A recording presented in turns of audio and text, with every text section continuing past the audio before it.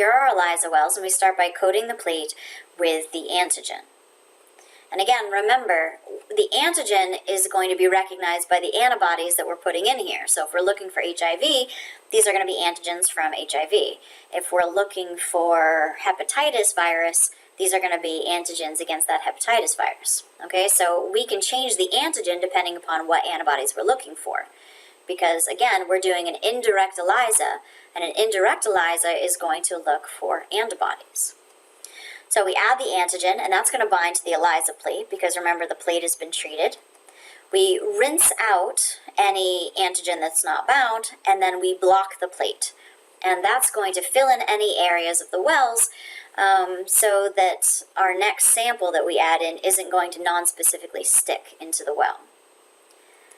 After we rinse out that blocking agent, which is usually just milk or fetal bovine serum and some PBS, then we add the patient's samples. And in this case, here's that infected patient, and unfortunately, he or she has antibodies against our antigen. In this case, it's part of an HIV protein.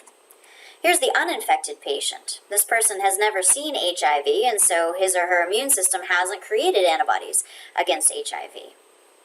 And we allow time for the patient's samples to bind, and then we rinse out the wells. Now you'll notice that the patient antibodies, they stayed stuck to the HIV antigens in that well. But all of the other antibodies from the uninfected patient were rinsed away because he or she didn't have any antibodies that recognize HIV. Now remember, the next step is going to be to add in that detection antibody. And the detection antibody is linked to an enzyme, enzyme-linked.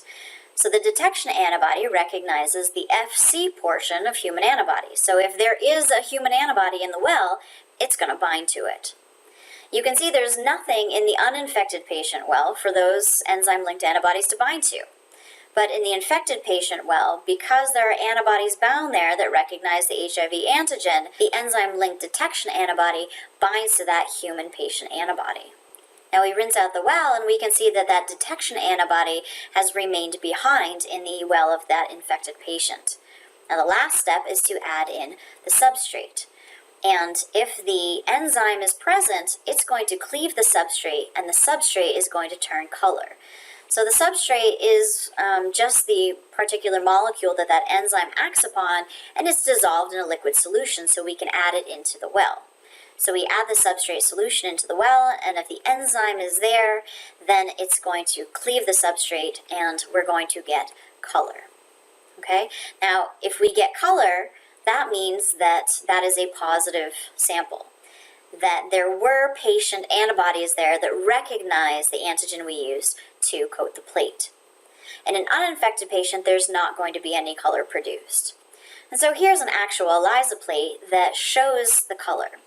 And you can see that there are various degrees of color that's formed. There's some lighter green, there's some darker green, there are some that are very light, and there are some that are completely clear. Now that is a qualitative assay at the top where we can just see whether it's yes or no. Is there color or is there not color? But we can use a spectrophotometer, which is the machine at the bottom, to figure out exactly the degree of color, okay, the intensity of the color that's found in that well. So a spectrophotometer is just going to look at the degree of intensity of a particular wavelength of light. Remember that colored light is just different wavelengths of light. So the spectrophotometer is going to be able to measure the intensity of these different colors. So we can put the ELISA plate into a 96-well spectrophotometer, and it will read how much color is found in every single well.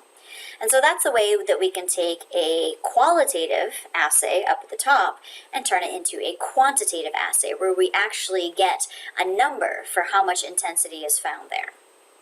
Okay, so in that way, we can actually compare the samples to see if somebody has a lot of antibody against HIV and would have a very dark well, or maybe just a little bit of antibody against HIV, and that would be a lighter green well.